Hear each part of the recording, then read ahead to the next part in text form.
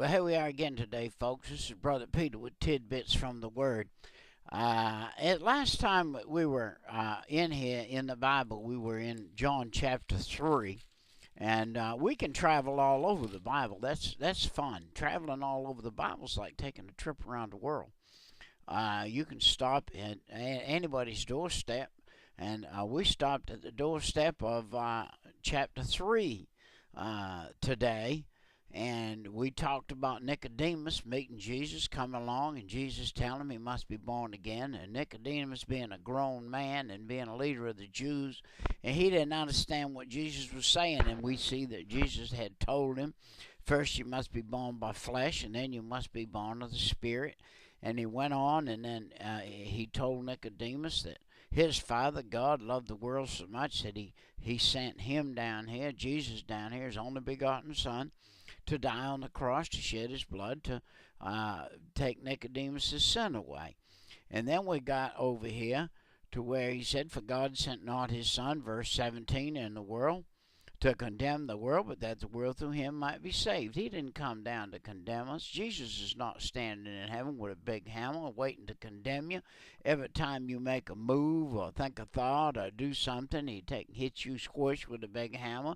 No, when you make a move or do something, there's a devil up there that's accusing you on one side to God, and there's an angel between you and that devil that's saying, God, that man is a man after your heart, Lord.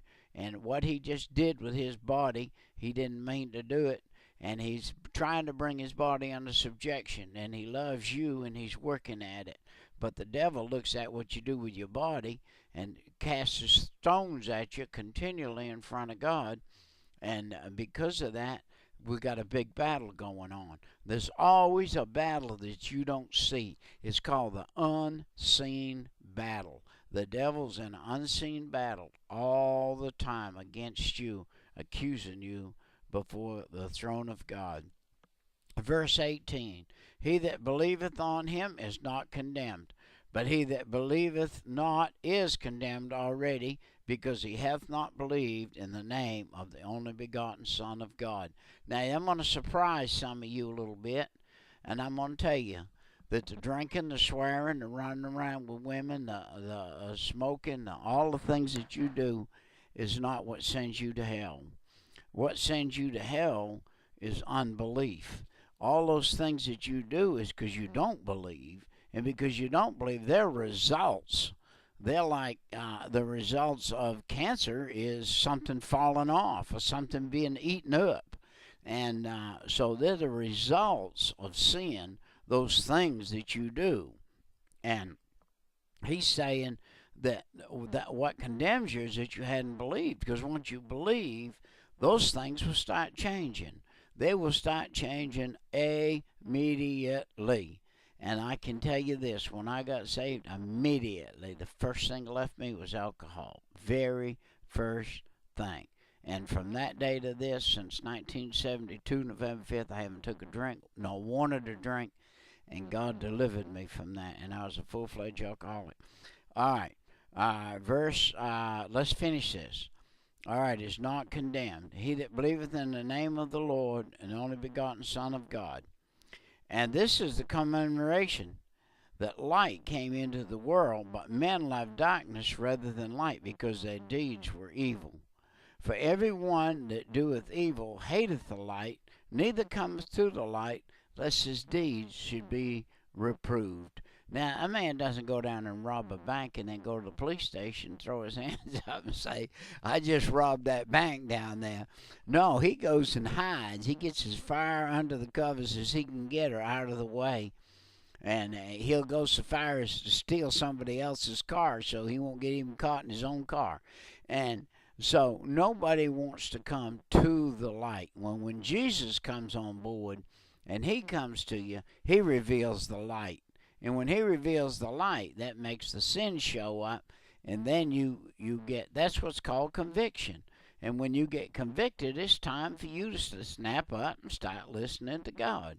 Now, if you should happen to already be a saved person, and you're watching these tidbits from the Word, I'm looking for you to get convicted through some things that are being said through me by God that would convict you of some things that you still hung on to in your life. Like I said, the first thing I got delivered from was alcohol. I hung on to some other things. I hung on to smoking for a while. And I was preaching at the jailhouse, and the Lord said to me, "You can't preach and smoke to it. They don't go hand in hand. They're two opposite things." All the world's out here smoking that. Anybody can smoke, but anybody can't preach. So you got to be called to preach. And if you're called to preach, by the way, if you are called to preach, or if you are called to serve God, you're called to separate from the world. And to separate from the world takes work. And you got to do it. Verse 20, "For everyone that doeth evil hateth the light, neither cometh to the light, lest his deeds should be reproved." 21, "But he that doeth truth cometh to the light, that his deeds may be made manifest, that they are right in God." Now, if you're going to do the truth, that means you're going to come to God and you're going to say, "God, I am a sinner." And you know what that covers? That covers all of those sins. That's not just one thing.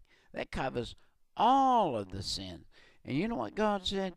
He's faithful and just to cast those sins in the sea of forgetfulness. Now, I'm going to tell you right now what I see in this world today. I see a lot of people today that come down to the altar and they cast their sins down on the altar, and then instead of leaving them there, they pick them back up and walk back to the pew with them, walk out of the church with the same thing they came in with, and they're not delivered. Why? Because they went down there and they didn't really believe what they said when they were down there on their knees. I'm telling you, this power, when you go down to the front of a church after a service and the preacher says, "There's power down here this morning. Y'all come down here, confess what to God on your knees." You say, well, Brother Peter, you go down there in front of all them people? Yeah, because them people ain't looking at you.